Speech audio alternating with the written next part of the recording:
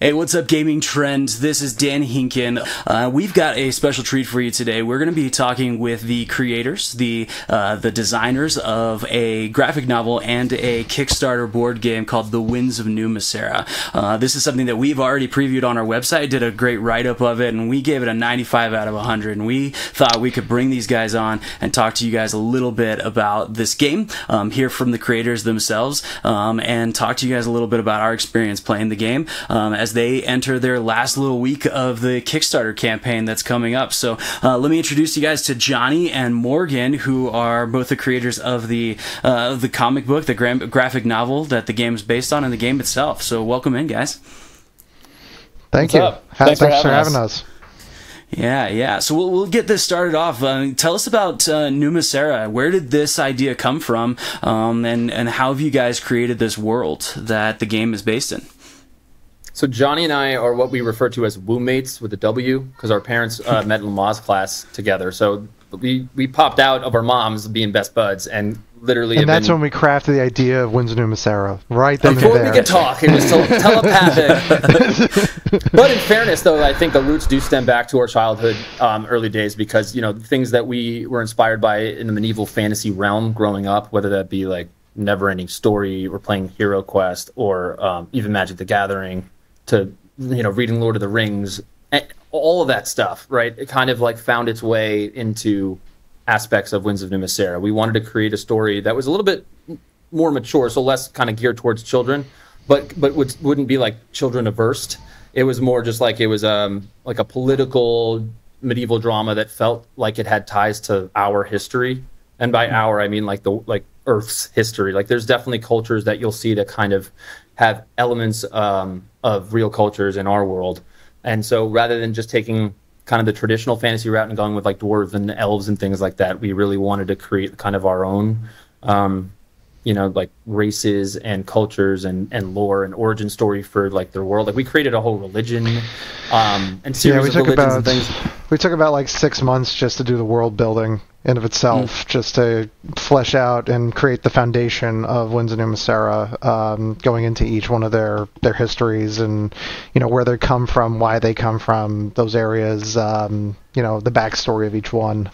So, yeah, from there we started actually building out the story once we had that. And honestly, for how we write, we tend to do this sort of process anyway, because it just kind of answers a lot of questions for us as we build out the story.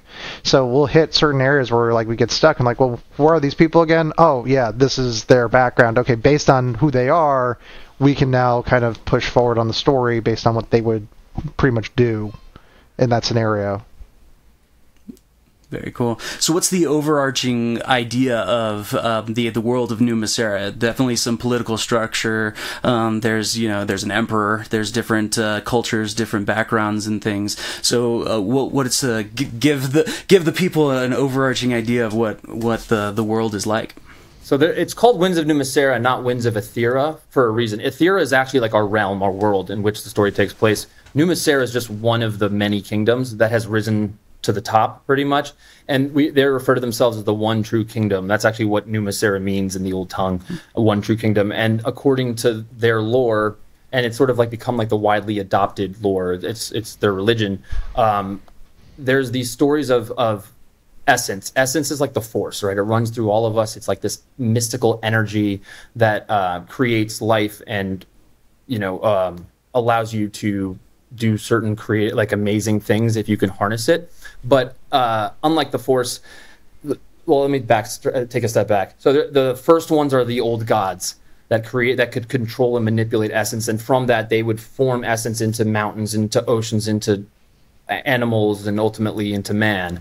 And after a while, though, their powers got drained from doing all this stuff. So rather than continuing on and, you know, risking sort of dying, they decided to go into this like eternal slumber. But before doing so, they created or planted these bodies of water, concentrated essence called pools of essence, and hid them throughout the world of Ethera.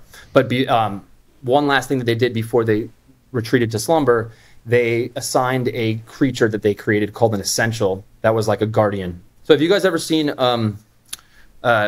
Indiana Jones and his Raiders of the Lost, what's the last one with the Holy Grail? Indiana Jones? Last Crusade. Yeah. Do you remember like when Indiana Jones finds like the room and he finds the old knight that's like you know guarding that? So imagine that was, instead of it being like a small little fountain, there was like a large pool somewhere. It could be in a forest, or it could be in an old ruined castle or something like that. You don't know. But instead of it always just being an old man or something like that, the creature or the entity, the essential that safeguarded it, was always in a different form. So it could be like a talking lion. It could be like anything. And according to the myth, Jonas Avisi, first of his name, who was the founder of Numa Sera, discovered one of these legendary pools of essence. And true to the story is the essential that safeguarded it, right? And the essential's job was tasked with deciding who would be worthy of drinking from the pool and gaining its mystical powers.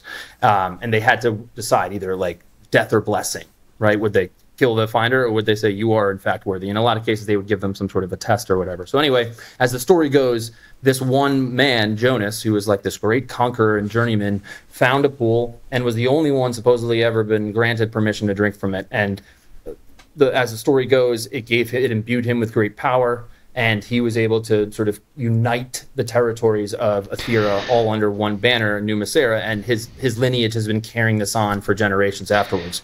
Which is all the story is in effectively their Bible called the Synagil, which is and the Synagil is the center point of their religion of the Numa Seran culture, where there effectively are these like these emperor kings that are there to carry on the lineage of the Avisi name, and you find yourself when you first enter the story, where you are seeing Jonas, who was the current emperor of Numa Sera, and you mean Prothus?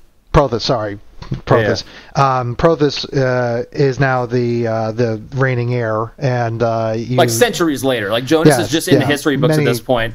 Yeah, and Prothus is just moving his troops onwards, like in like this sort of fit of conquering pride that wants to just take over everything and you know, make a legacy for himself. But ultimately what winds up happening is that he hasn't like focused enough on reinforcing what he has conquered, and he hasn't procreated enough, and he has one daughter, no other sons to take over. And so he gets sick and dies, and then it's only his 12-year-old daughter that's thrust into power with the weight of the world on her shoulders in a very vulnerable kingdom where the rest of the people and vassals are all sort of like thinking that they don't want to be ruled by Numa Sera anymore. And so the story begins in like this really fragile state for this kingdom. And Lelia, who is the child empress, the young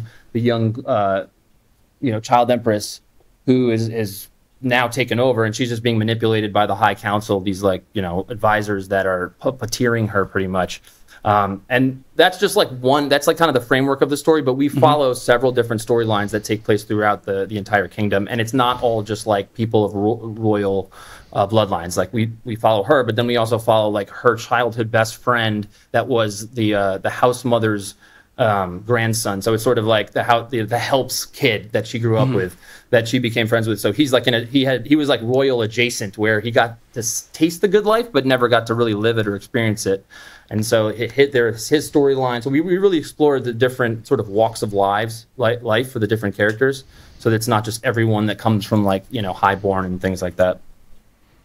Yeah, I got to read the graphic novel when I got to play the game for the first time, and I think that you guys did a great job of building the world. I'm ready for Volume 2 already, but one of the cool things that we loved about the game when we got to play it was just how well it translated into this game of the world. What happens if one of these kingdoms and these other cultures could grasp power away from it? And you guys did a great job of integrating just even the characters of the book, the different settings, the different world, you know, within the different elements of the game. So you guys designed this based off of the graphic novel, and you guys are coming in. So tell us about how the game came about from this world, and just tell us a little bit about the game.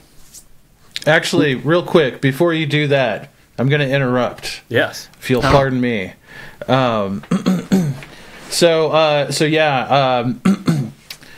I just wanted to say, and Dan, we had a long discussion about this. When we did the review of the game, we don't normally do reviews of preview product that we get, right?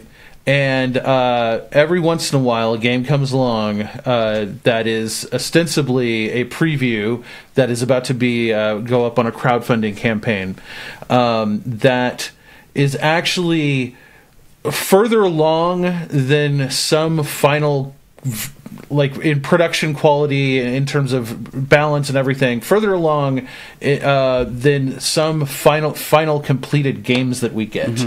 I just want to stress that we were so impressed with the quality of the game and the quality of the gameplay and the components and everything that we broke one of our cardinal rules and we actually gave it a review score. So I just wanted to step in and just say that real quick as the editor-in-chief of Tabletop at Gamingtrend. Yeah, Do appreciate that, Mike. That's a high praise right there. Yeah, I was thinking I was going to say the same word, high praise. Like it's humbling too, and really, it's an honor because when we worked on this game, and we're very open about this. This has been 5 years in the making, right? And we were working on it sort of simultaneous to like finishing up the graphic novel, because as we were developing it, people that had seen the graphic novel in the world had told us this needs to be. So have you guys thought about making this either a video game or a board game? We're like, video game is going to be pretty pricey from our experience. Board game, like, like that sounds cool, and we have the artwork for it in a lot of cases. So let's look into that. And we kind of prioritized the wrong stuff in the beginning. We made it look really nice, but didn't we're not seasoned gamers. At least we weren't 5 years ago, and game designers. So like the first alpha prototype we made of the game, while it looked pretty close to the version that you guys played, it did not play anywhere near it. It just wasn't good. We thought it was good because we didn't know, we were very biased, and we play tested it with some groups at like Unpubs and things like that, and some other game creators that we knew, and they kind of tore it apart and were like, here's what they're like, it looks great, and we're like, but, and they're like, all right, just take the mitten, take the gloves off. We got the look great part usually, and then we had to fix all the gameplay aspects. But yeah, we went to various versions of making this game, and just kept asking, right, like the questions of like, what don't you like? It doesn't need to be so granular. Like maybe you don't know what it is that you would change or fix, but like what is it that how did that thing make you feel? And we would go off of that. Like I felt bad when I drew this card because I don't know, I feel like my whole turn was lost to this one card, and we're like, oh, okay, good. So let's or kind of reduce the negative effects of certain cards. Right, not eliminate them entirely. Yeah, it was just like trying to find a balance of certain things, or like at one point we had not enough choices, and at another point we had too many choices, which we were like, oh, now we went too far the other way. So it was really a process, and it was very iterative and community based. Like we brought on so many playtesters that weren't just in like a small little circle. We brought in hundreds of playtesters and kept in contact with them. Put them into like a group on Facebook where we talk with them all the time. Hey, we're considering this idea. What do you guys think about this? Right, and this is our thought process, and it's been really helpful because, like, a lot of the greatest ideas that we've had were not our own; they were like from the community. We found a way to like kind of make it work within the world, but like this has really made for a fun experience for us, and we've fallen in love with the gaming community because of it. Now we're like, we just want to make games. Nice. Well, you put the work in, and it shows. Nice. And like I said, we don't do that. We may have, I can't even think on the top of my head if we've even done that another time. I think we maybe did it one other time. Yeah. But it's not something that we usually do, and it seemed the right thing to do on this one. So yeah. So yes, Dan, you can get back to your interview. I didn't mean to. Oh, you're good. To drop in. I'm so happy you interrupted with that piece. It's a great piece. Yeah, and I will say, we tend to sit down, and it's a bunch of us who play a lot of different games, and we sit down. But I think every single person that we sat down and played with just left the table with just this feeling of, oh, I lost horribly, but I had such a great time of just, some of the situations where we got a great combination of cards in a battle, and we were just like, oh, we want to see how this ends up, and it was based on a dice roll of whether I was going to win or not, and then kind of it was just so much fun, and it was so engaging, and it was immersive, and it just felt like I think we talked about it. It just felt kind of like an old school story building where we were just having fun. We didn't matter if we win or lost. We were just enjoying what was happening on the other side of the table, and it wasn't even our turn. So. For me specifically, I think what really stuck with me was it felt like it felt like an old school game where, you know, you are maybe gonna stab the guy sitting next to you in the back, right? I cut my teeth in the 80s with tabletop when things were a little more vicious across the table, and I really appreciated the capacity for Winds of Numa Sera to kind of reignite that feeling a bit.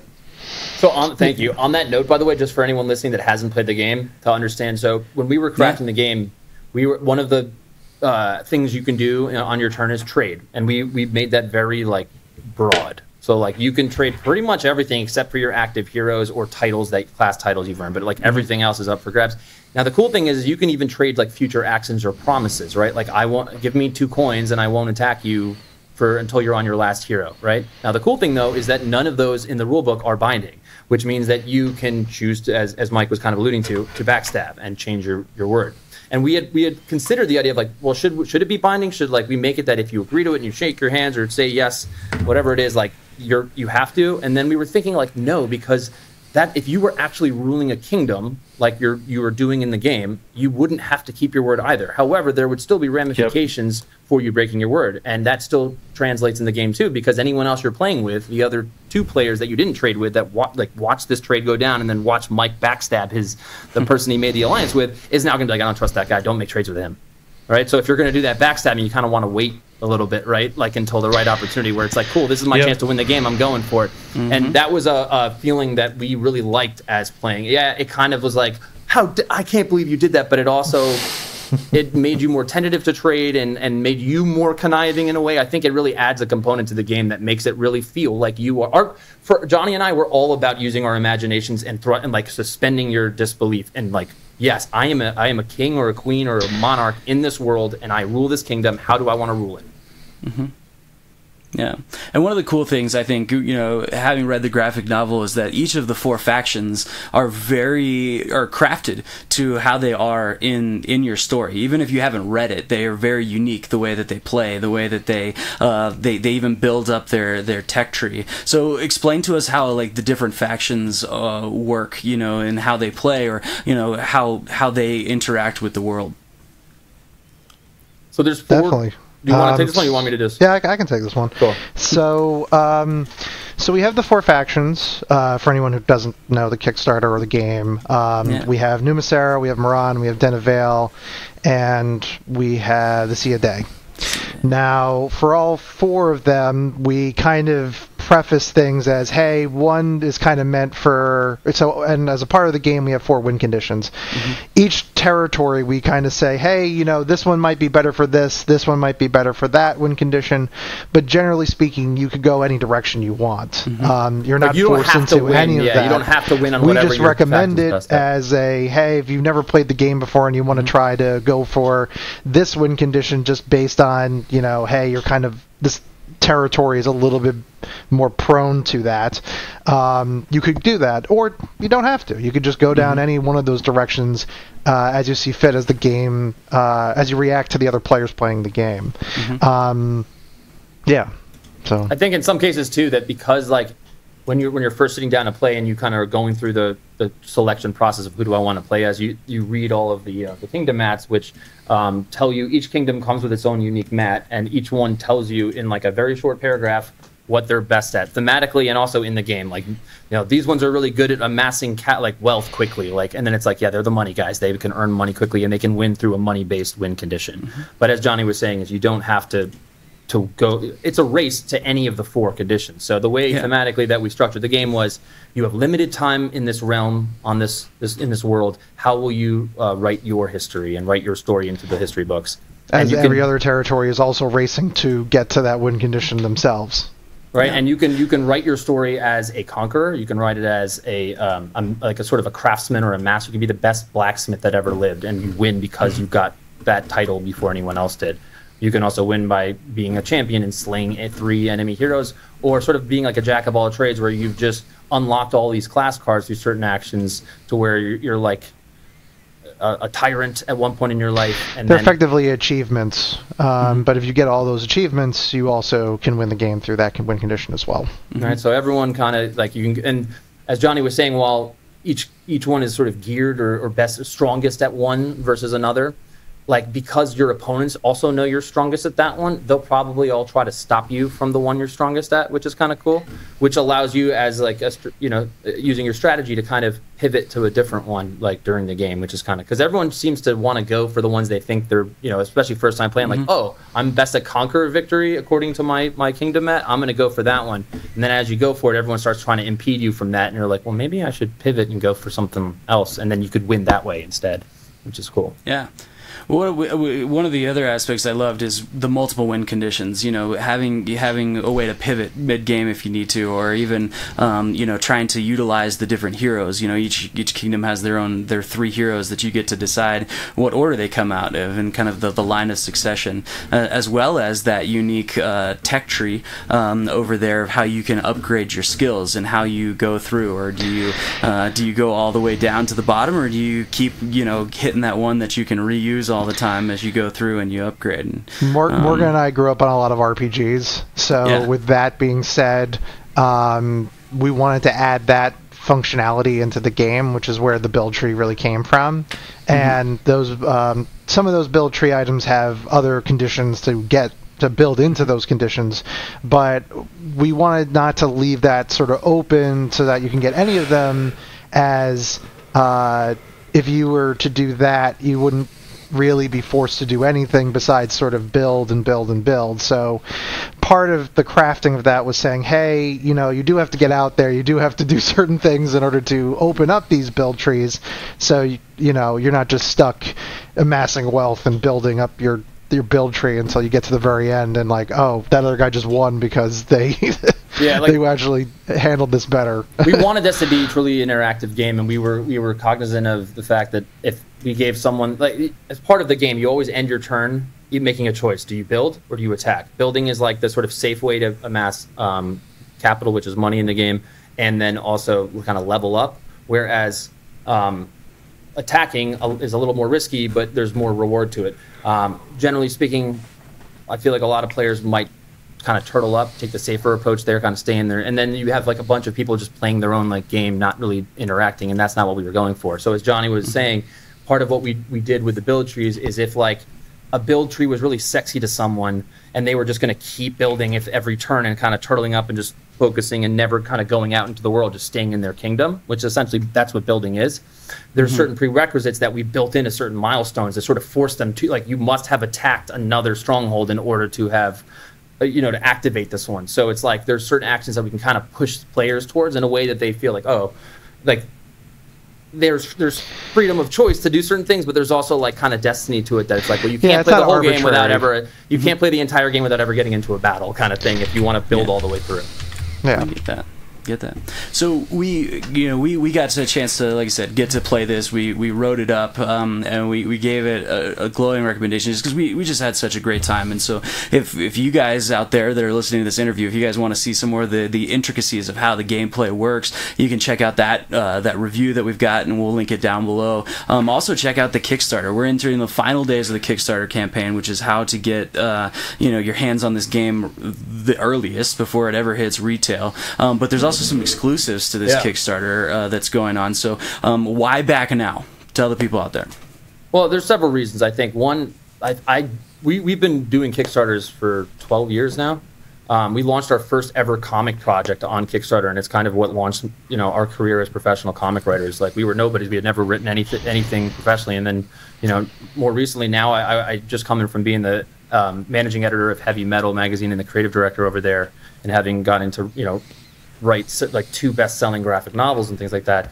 So we love Kickstarter, and we love the whole community aspect of it, which I do feel in some cases people have gotten away from, creators have, where it's like, yeah, you're just launching your finished product in there, but we're still, even though in this case we're like, we have a finished product we're bringing to Kickstarter with the game, it's not like we just need your help to like fund the rest of the project. It was like we needed to cover the cost of manufacturing, but more so than anything, we wanted to create a community with our players and our fans pretty much, so that as we go through this process, even after the campaign ends, right, like we stay in touch, we show you guys, hey, we just got the latest prototypes in, check these babies out, like, and then we like show them off to everyone that was a part of it. And like I think it's more rewarding because they got in at the ground level. So there's that as one.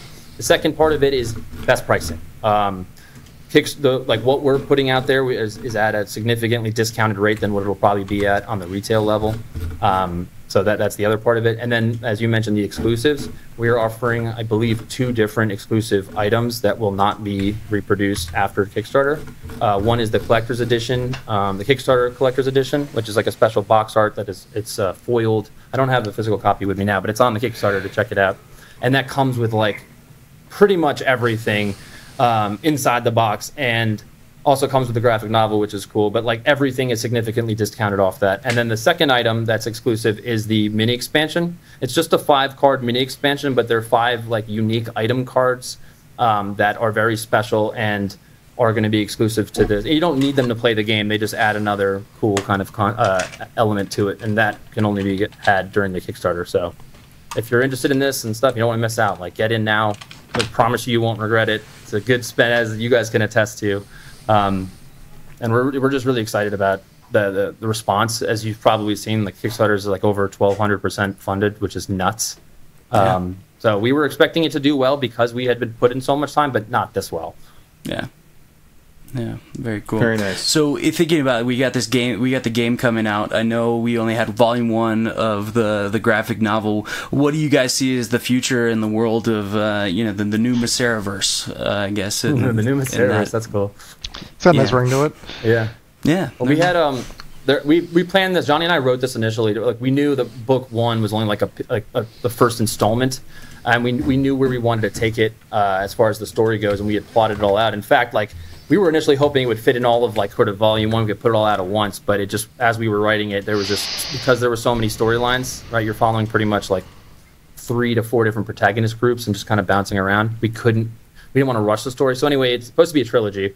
That's how we've mapped it out. We've completely outlined volumes 2 and 3, scene by scene. It's just a matter of writing it, which is actually not that long of a process. That's probably the quickest thing for us. The planning and the outlining, it takes way longer than the actual writing for us, because now it's just following, like, okay, just add in the details and follow that script pretty much, and then paying the artists. So we're hoping that if we're able to eclipse a certain amount on the Kickstarter, and even after the Kickstarter, as we go to the retail markets and things like that, we'll be able to start putting more money into growing the Numa Sera verse, as you put it, in both the graphic novel and the board game. Because we also, in addition to finishing the next 2 volumes of the graphic novel, we have a pretty awesome set of bigger expansions already planned for the Numa Sera board game universe aspect of it, which include like 2 to 3 additional kingdoms, more heroes. We even have like a universal threat that we sort of introduced as like kind of like a Sauron or White Walker type thing that would allow players to sort of team up and play cooperatively against a common threat, and which would also allow us to create the solo mode that everyone's been like, make a solo mode. But as we point out to people though too, like, as much as we want to make wild. that, like, I mean, I don't remember growing up and having a solo mode in any board game I ever played, but apparently that's a thing nowadays. So we're gonna work on figuring that out for the fans as well. But like talking about that, Avel is her name, the universal threat. Like, I'm all in on Winds of Numa Sera. If you've gotten to the end of the graphic novel, this character may look familiar to you, the Purple Witch. So she is, this whole arm actually is all like different series that Johnny and I and my team have created throughout the years. But we're big in Numa Sera, and like, this is just the beginning for the Numa Sera verse. So yeah.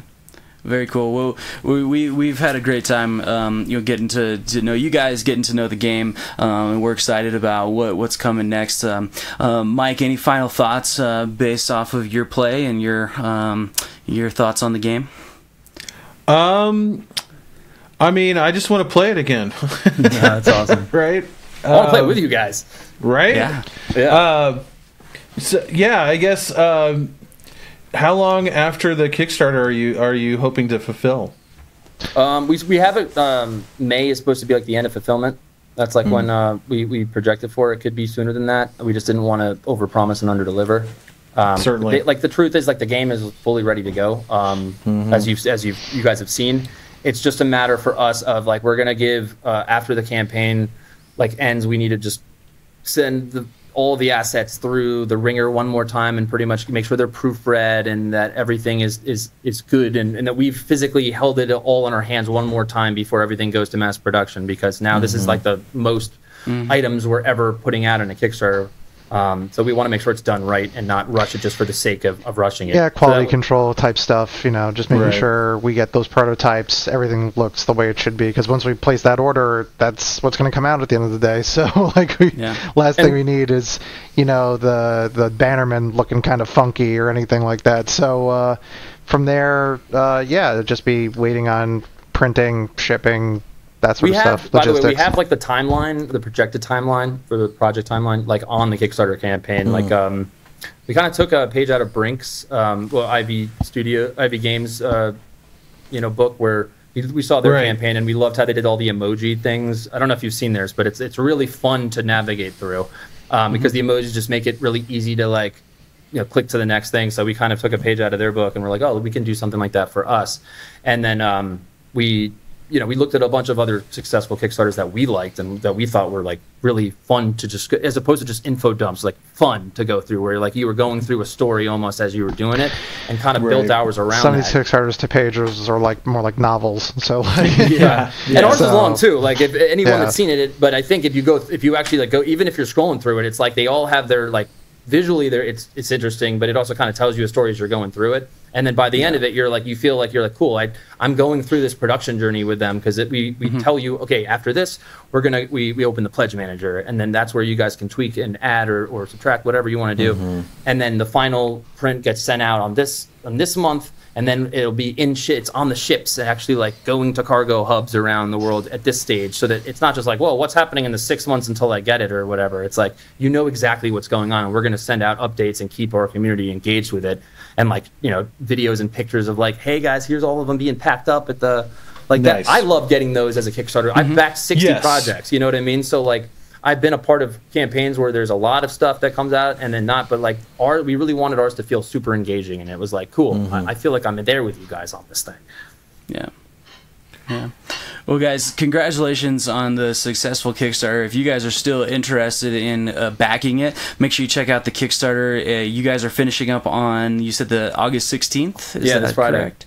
Yeah, so August 16th is the last time to get in that Kickstarter, but stay tuned to Gamingtrend for all of the future news about the game, any other upcoming projects, and we're excited to get our own hands on that game again, just because we're anxious to get it going. And make sure you check out our full in-depth preview, our review that we wrote up for the game. We'll link that below, and we'll also link the Kickstarter stuff below. But guys, thank you so much for coming on and talking about the game, and again, congratulations, and we're looking forward to seeing that final product.